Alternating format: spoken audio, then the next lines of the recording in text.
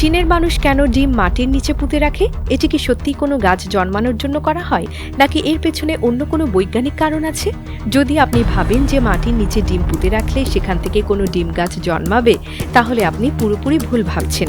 আসলে এটি একটি বিশেষ কৃষি পদ্ধতি, যা বিশেষ করে চীনের কৃষকদের মধ্যে প্রচলিত।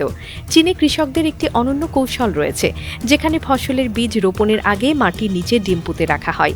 এটি মূলত মাটির উর্বরতা বাড়ানোর জন্য ব্যবহার করা হয়, কারণ ডিমের খোসার মধ্যে থাকা ক্যালসিয়াম, ম্যাগনেসিয়াম, ফসফরাস এবং অন্যান্য প্রয়োজনীয় খনিজ উপাদান মাটির সঙ্গে মিশে যায় এবং গাছের বৃদ্ধিকে ত্বরান্বিত করে। এটি একটি প্রাকৃতিক সার, যা রাসায়নিক সারের চেয়ে অনেক বেশি নিরাপদ এবং পরিবেশ বান্ধব।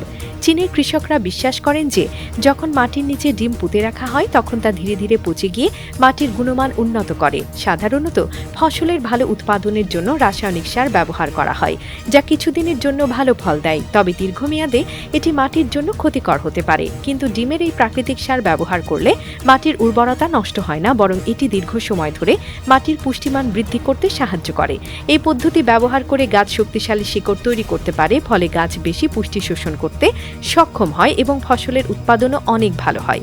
বিশেষ করে যেখানে মাটির উর্বরতা তুলনামূলকভাবে কম, সেখানে এই কৌশলটি অত্যন্ত কার্যকর বলে মনে করা হয়। এটি কৃষকদের জন্য একটি সহজ এবং কার্যকরী সমাধান, যা কোনো অতিরিক্ত ব্যয় ছাড়াই ভালো ফসল পেতে সাহায্য করে।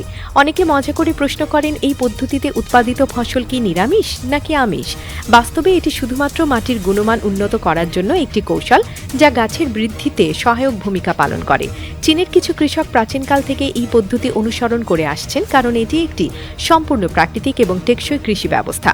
বর্তমানে বিশ্বের অনেক দেশ রাসায়নিক সার ব্যবহারের ফলে মাটির উর্বরতা হারানোর সমস্যায় ভুগছে।